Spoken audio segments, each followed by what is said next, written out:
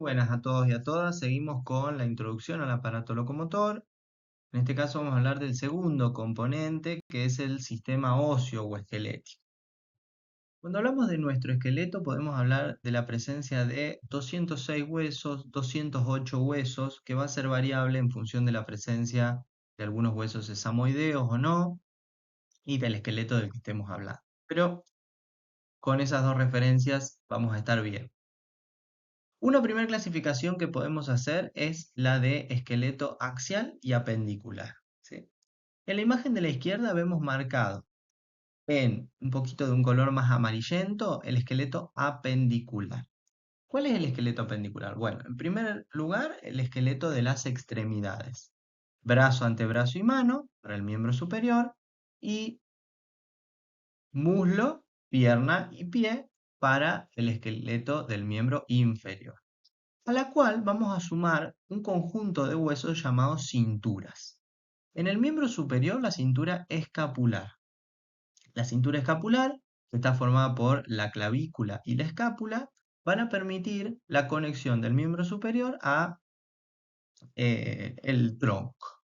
Y la cintura pélvica es un conjunto de huesos que justamente permiten la conexión del miembro inferior a el tronco.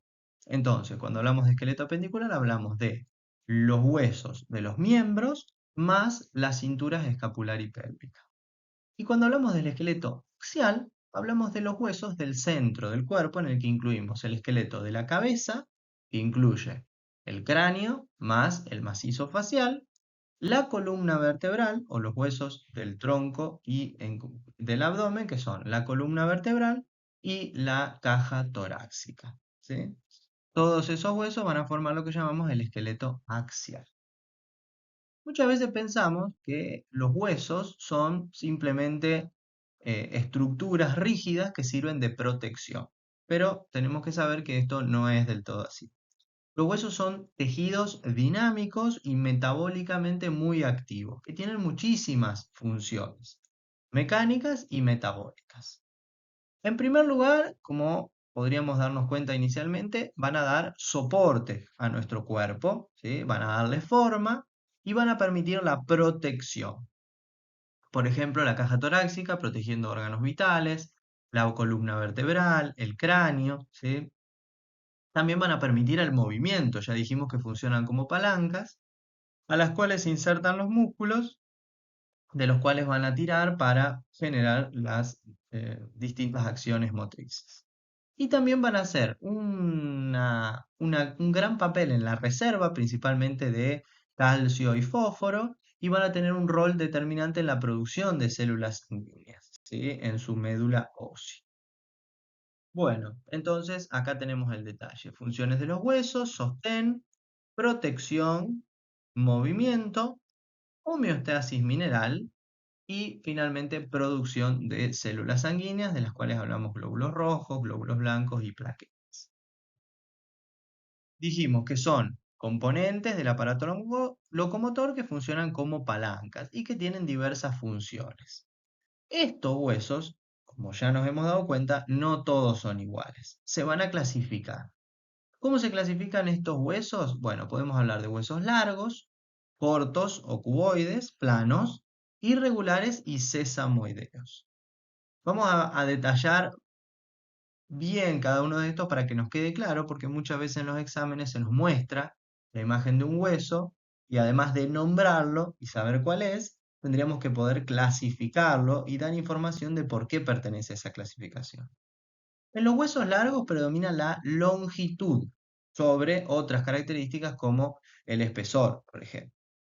En los huesos cortos o cuboides hay una simetría entre longitud, diámetro y espesor. Los huesos planos, su espesor es muy delgado, entonces predomina la longitud y el diámetro. Los irregulares son justamente llamados así porque tienen formas muy asimilares. Y los huesos sesamoideos son huesos muy pequeños. Sesamoideos viene de semilla de sésamo, muy pequeñitos y son variables, pueden estar o no en distintos lugares de nuestro cuerpo. Vamos con algunos ejemplos. Por ejemplo, un hueso corto es el CAD. Fíjense que tiene bastante regularidad entre las distintas variables, diámetro, espesor y largo. Lo vamos a ir comparando entre sí. Huesos irregulares, por ejemplo, las vértebras, fíjense que tienen formas que no se pueden clasificar en ninguna de las anteriores. Huesos planos, el esternón, que está en la zona anterior de nuestra caja torácica. Huesos largos, por ejemplo, el húmero, fíjense la diferencia con los demás, donde predomina la longitud frente al diámetro y al espesor. Y finalmente el hueso sesamoideo, que es la rótula, que está formando parte del complejo articular de la rodilla. Acá nos queda bien la comparación entre unos y otros y vamos a ver algunos ejemplos con mayor detalle de cada uno. Huesos sesamoideos son particularmente pequeños, ¿sí? Pueden estar o no, por eso dice que son inconstantes, y están en la articulación metacarpofalángica y metatarsofalángica de los pulgares, del dedo mayor y del dedo gordo, en manos y pies, y también la rótula en el complejo articular de la rodilla, como se muestra en la imagen de abajo. Huesos cortos, su longitud es similar a su anchura, hay bastante similitud entre las variables que lo conforman. Por ejemplo, los huesos de cuboides o los huesos del carpo y tarso de manos y pies. ¿Sí? Huesos irregulares, huesos que tienen formas que no permiten ser clasificados como los demás, ¿sí? Como no es ni largo, no es corto, ¿sí? Entonces se clasifican como irregulares. Por ejemplo, típico las vértebras, ¿sí? Las vértebras son con sus láminas, con sus apófisis, con el cuerpo, no pueden encajar en esta característica. Y otro ejemplo es el efenoides, que es un hueso que muchas veces no lo conocemos porque no lo vemos a simple vista, se lo conoce como el hueso mariposa, es un hueso con un montón de irregularidades que está en la cabeza, en el cráneo, y que se llama el hueso llave del cráneo porque conecta con los demás, con los otros huesos que conforman al cráneo óseo. ¿Sí? Bueno, huesos planos son huesos finos, delgados, ¿sí?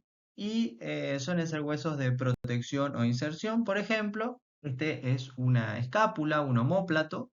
También podemos hablar de algunos huesos del cráneo, como los parietales, como el frontal, ¿sí? Que se corresponden con esta categoría. Y finalmente huesos largos, que son principalmente huesos de las extremidades. La longitud predomina frente a las demás variables. Son ligeramente curvados, lo que le va a permitir absorber las distintas tensiones, los miembros superiores utilizados para el movimiento principalmente. Y entonces podemos hablar de, por ejemplo, acá vemos un húmero, ¿sí? Desde una vista anterior y una vista posterior. Podríamos hablar del fémur, del radio y el cúbito en el antebrazo, de la tibia y el peroné en la pierna, de los metacarpianos y los metatarsianos, ¿sí? De las clavículas, bueno, distintos ejemplos. Lo que sí nos vamos a permitir es un mayor análisis de los huesos largos. Los huesos largos vamos a poder clasificarlos perdón, vamos a poder dividirlos en tres grandes partes. Como se ve ahí, los extremos del hueso se llaman epífisis y el centro del hueso se lo llama diáfisis. ¿Sí?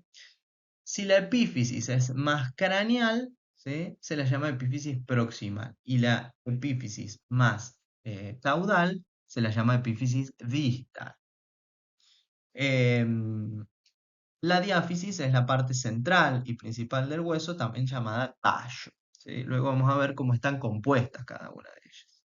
Y nos queda nombrar un sector, ahí donde están aproximadamente las líneas rojas punteadas en la imagen, que en algún momento de la vida se encuentra una estructura llamada metáfisis. La metáfisis es el lugar por donde el hueso va a crecer en largo, ¿sí? Este cartílago de crecimiento va a ir permitiendo la extensión en largo de este hueso por supuesto, el crecimiento de los sujetos. En la gran mayoría de los huesos, el cartílago de crecimiento desaparece en la adultez y en algunos de ellos no. Vamos a ver cómo se representan estas estructuras en el siguiente gráfico. Aquí tenemos un hueso largo, que en este caso es el hueso del muslo, que es el fémur, ¿sí? Vamos a ir nombrando las distintas partes que dijimos previamente. Dijimos que los extremos, ¿sí?, del hueso se llaman epífisis. En este caso, la parte superior es la epífisis proximal, que es la que forma la cadera, y la parte inferior es la epífisis distal, ¿sí?, que es la que va a conformar el complejo de la rodilla. Y en el centro encontramos a la diáfisis, ahí marcado en el óvalo amarillo. Vamos con otros elementos, ¿sí?, que son en los cercanos a las epífisis, la metáfisis o cartílago de crecimiento, que dijimos va a permitir el crecimiento en longitud del hueso. ¿Qué más encontramos como elementos del hueso? La membrana externa que lo recubre, que tiene una función nutricia y es por donde se van a insertar los tendones de los músculos, que se llama periósteo, ¿sí? Muchas veces hablamos de la unión tendo-perióstea, donde se une el tendón al hueso. Vamos a encontrar también, como hemos dicho, que tiene una importante función en la producción de células sanguíneas, una médula ósea roja y una médula ósea amarilla, que tienen histológicamente, químicamente una composición diferente y van a estar dentro de una cavidad que es la cavidad medular. Y finalmente, la capa más externa que recubre a esa cavidad medular que se llama endocrio, ¿sí? Estos son los elementos de un hueso largo que deberíamos recordar y preparar para los exámenes. Bueno, ¿cómo están compuestos, ¿sí?, estos huesos? ¿Son en toda su estructura igual? No. Vamos a encontrar dos tipos de hueso, el hueso esponjoso y el hueso compacto. El hueso esponjoso está en todos los huesos. En los huesos planos está principalmente en la parte intermedia. Recordemos que eran huesos que eran muy finos, de un delgado espesor, ¿sí? Están en la parte intermedia de esos huesos se encuentra el hueso esponjoso. Y en los huesos largos, como se ve en la imagen de abajo, se encuentran las epífisis en los extremos. Fíjense que ahí se marca hueso esponjoso, ¿sí? El hueso esponjoso, vemos ahí una imagen que nos parecería que fuera como un trozo de queso, ¿no? Se llaman trabéculas, que son eh, pequeños orificios, el esponjoso viene ahí de la idea de una esponja, que están llenos de médula ósea y por donde discurren toda una serie de elementos que conforman la dinámica vital y metabólica del hueso. Y luego tenemos el hueso compacto, que es la porción cortical de todos los huesos, ¿sí? El hueso compacto, bueno, obviamente tiene una estructura totalmente diferente. En los huesos largos está en el centro, en las diáfisis, ¿sí? Y tiene una serie de estructuras llamadas ostionas o sistemas de Havers, que ahí se puede ver que son como cilindros que se van metiendo unos dentro de otros, que van paralelos al eje longitudinal. Estos cilindros tienen toda una interacción con vasos sanguíneos, con nervios, con tejido conectivo, que por supuesto tienen una dureza y una rigidez mucho mayor que el hueso esponjoso. Cada uno de los elementos del hueso tiene una función muy particular, que en la que nosotros no vamos a profundizar demasiado, pero sí tenemos que saber que existen estos dos tipos de hueso al menos en un hueso largo, en su diáfisis y en sus epífisis, ¿sí? Y finalmente nos queda ver acerca de cómo están compuestas a nivel celular estas estructuras óseas. Cuando hablamos de la matriz ósea, vamos a hablar de una composición que es la mitad sales minerales, ¿sí?, y luego la otra mitad combinando 25% de agua y 25% de proteínas. ¿Cuáles van a ser las células que podríamos encontrar dentro de este tejido óseo? Bueno, vamos a encontrar células osteogénicas, que son las que van a permitir diferenciarse en células llamadas osteoblastos. Los osteoblastos son las células que se van a encargar de la formación de hueso nuevo. Luego tenemos los osteocitos, que son los osteoblastos maduros, que ya no realizan este proceso de formación y que dan formación, dan sentido a la estructura del hueso. Y también tenemos otras estructuras que son otras células, perdón, que son los osteoclastos, que en este caso se encargan de remover tejido óseo viejo para la renovación de este tejido. El sistema óseo está renovándose constantemente, está estudiado cuánto porcentaje de hueso se renueva por año, es mucho mayor en algunas edades, por ejemplo, al principio de la vida, la actividad de los osteoblastos, que son los que forman tejido nuevo, es mucho mayor a la de los osteoclastos, que están destruyendo tejido óseo. ¿Sí? Durante la edad adulta hay un proceso bastante equilibrado entre formación de tejido nuevo y destrucción de tejido viejo. Se va renovando con un equilibrio, digamos, donde ninguno supera al otro. ¿Sí? Pero en la tercera edad, cuando vamos llegando al final de nuestra vida, hay una actividad mucho mayor de tejido, perdón, de la destrucción del tejido viejo, de los osteoclastos, por lo tanto, se asemeja a la edad avanzada con la pérdida de masa ósea. ¿Sí? Nosotros como entrenadores vamos a poder estimular a la actividad de los huesos a partir, por ejemplo, del entrenamiento de la fuerza. ¿Sí? Entonces, acá tenemos una imagen. Las células, por supuesto, son diferentes, van a cumplir funciones diferentes, pero lo que nos tiene que quedar claro es que células osteoblastos son las que se encargan de formar tejido nuevo y células osteoclastos son las que se encargan de destruir tejido viejo, ¿sí? Para repararse por uno más nuevo, ¿sí? Muy bien. Vamos a encontrar entonces ahora todos los elementos que hemos estado describiendo en este gráfico.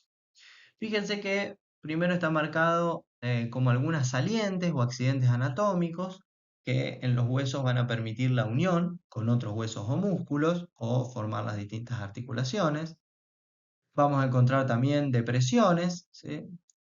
Vamos a nombrar al periósteo, que era la capa más externa que recubría al hueso. Y en la diáfisis tenemos tejido óseo compacto y en la epífisis tejido óseo esponjoso. ¿Sí? Fíjense que acá se muestra un poquito mejor y se muestra que en el medio de estas trabéculas encontramos la médula ósea. ¿Sí? Al interior de la cavidad medular, la médula ósea amarilla. Y recubriendo la cavidad medular, el endómetrio. Llegamos al último punto de este video, que es repasar algunos accidentes anatómicos. ¿Sí? La forma más fácil de acordarnos es poder ir repasándolos hueso a hueso, que cuando vayamos describiendo las distintas regiones vamos a ir nombrándolos. Pero por lo menos para que ya vayan quedando en la memoria es importante hacer esta numeración.